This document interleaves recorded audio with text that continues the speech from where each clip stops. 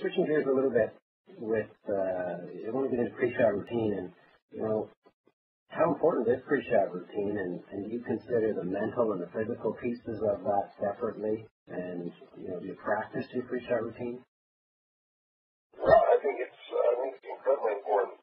Um, yeah, certainly. I think there's a line between the mental aspect and the conversations that you're having yourself versus the physical aspect. I'll address the physical aspect, I guess, first. And I think that's just a matter of your body chewing in your mind that it's about to perform a task or it's about to do something specific that it's been trained to do.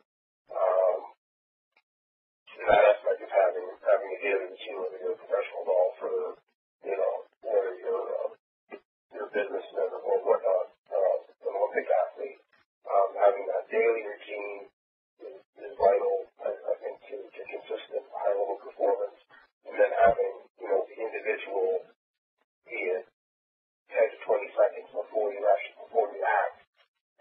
having that routine there is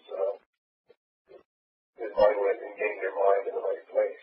From a mental side, I think being able to process the information at the correct time.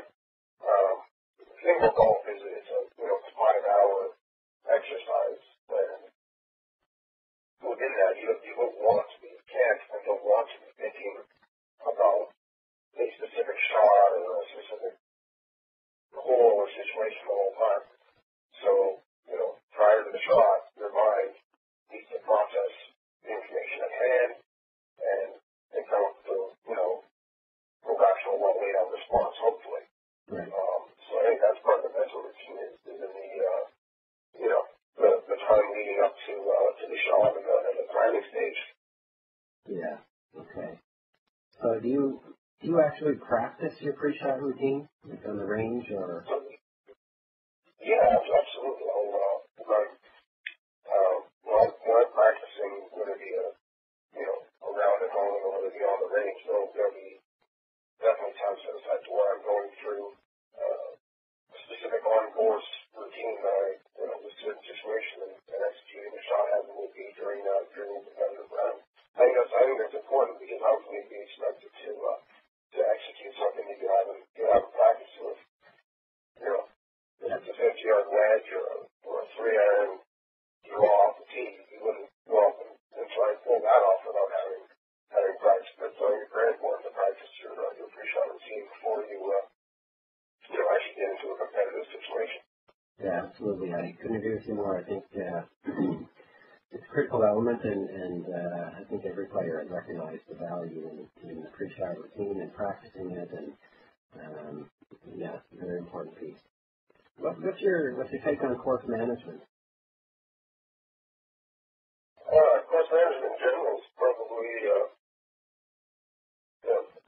much more vital at the highest level of golf than the actual physical skill set of executing shots. I mean, that sounds a little ridiculous, but the PGA Tour, Nationwide, whatever level, everyone there is able to physically execute a 7-iron from the fairway. It's just a matter of the little idiosyncrasies of correctly plotting a golf course or correctly kind of reading into, whether it be game placements or course setup, what's being asked of your game. I think that as you progress through the levels of professional golf, that's one of the biggest determinants in success.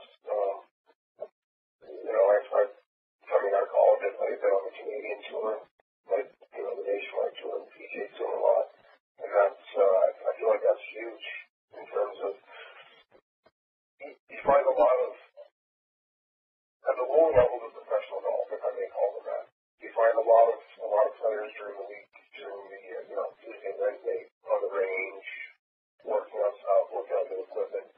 As you progress higher, Nationwide, PGA Tour, there's much less of that being done. I feel like guys have worked on their physical skill set, whether it be weeks off or off season, and they kind of allow that to take place on its own, and they're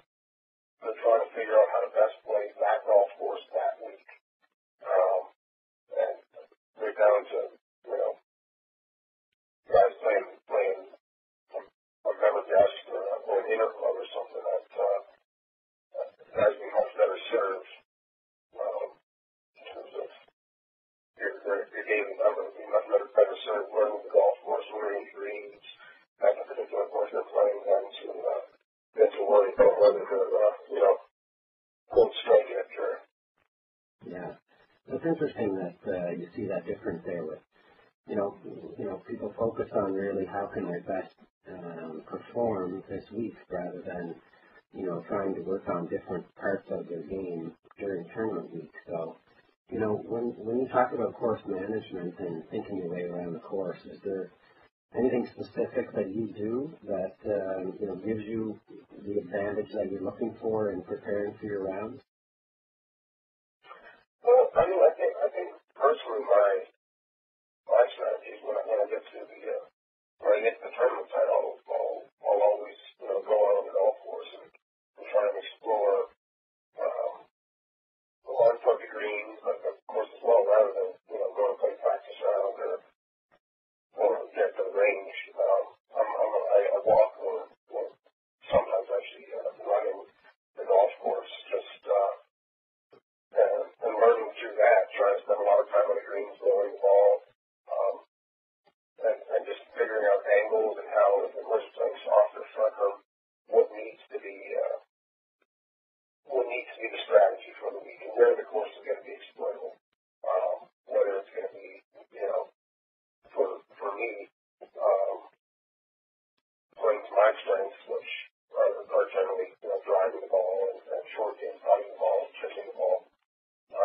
How can I best use my strengths to exploit the golf course? And I think that's what the guys at the highest level of the game obviously has extreme, talent and a great physical skill set. But they're able to maximize that, to maximize their advantage over the competition. Yeah. Wow. Okay. So really, you're planning. So when you get out on the golf course in the tournament round, you know what club you want to play, or you know what side of the course you want to be coming in from to the green, or what parts of the green are more advantageous for you, and there's really less decision making during the round because you pre-planned sort of what you're going to do if the conditions are what you expect. Right. I've done my homework, as it were. Yeah. I think that's certainly a lot of it is knowing, what if a course is going to be playing firm and fast, what pins are going to be more penal, where a slight miss, and that's what, we talked about major championships versus weekly tournaments and whatnot. And I think the biggest difference is the level of error that becomes acceptable. In a major championship, if I hit 7 iron 165 yards, and we'll call one standard deviation of miss is 3 yards left and right, short or long. From a week to week, tournament aspect, you might be able to miss, 2 or 3 deviations when it's, 20 feet left or right of the target, and that can be acceptable. Major championships and tournament setups, if you make the wrong decision, first of all, and go at that pin that's maybe a little bit more penal, and you might deviate only 3 or 4 yards from your target, that's going to be much more costly. And I think that's when, the real grind on being mentally prepared and mentally competent over each shot becomes key. And as we talked about before, emotions and all that can come into play quite heavily. That's the beauty of the game. I think that there's so much to being able to keep, it's easy us talking on the phone right now to say you need to be prepared and make the best decision, but under the gun, you need to have all the, have your wit about you and have the appropriate information. Yeah, for sure. And, I think, you had mentioned the other day about sometimes, coming down the stretch, maybe you have to change your strategy a little bit. And, I guess that strategy and that planning can all be changed depending on the situation and the status of the event you're playing as well. It certainly can, yeah, absolutely. I mean, from a starting position, I think obviously for playing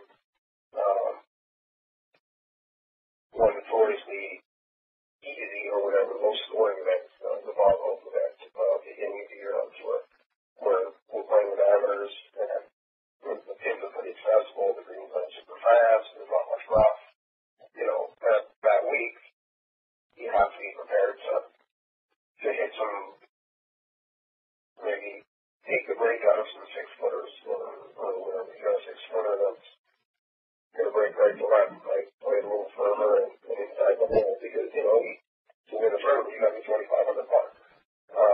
Whereas when you get to major championships, you need to be more confident in the sometimes par or even bogey is the right play, and you need to really play away from, where birdie is probably not going to be an option. It's getting back down to the end of tournaments. The professional level, the difference between winning and second place is so magnified that I think that's probably hard for people to grasp. That, financially winning is $100 and second place is $60. Yeah. That's one thing, and that may not seem like a huge gap, but the career and opportunity and personal validation and stuff that comes along with winning, and the doors that it opens in terms of professional play and opportunity.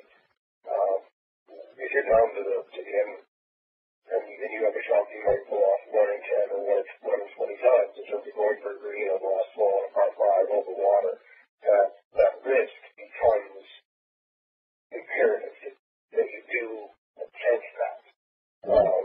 Just because of the difference between getting that victory versus, if you finish second, third, or fourth, obviously there's pros and cons, but that risk is really well justified to attempt to get that win in that situation.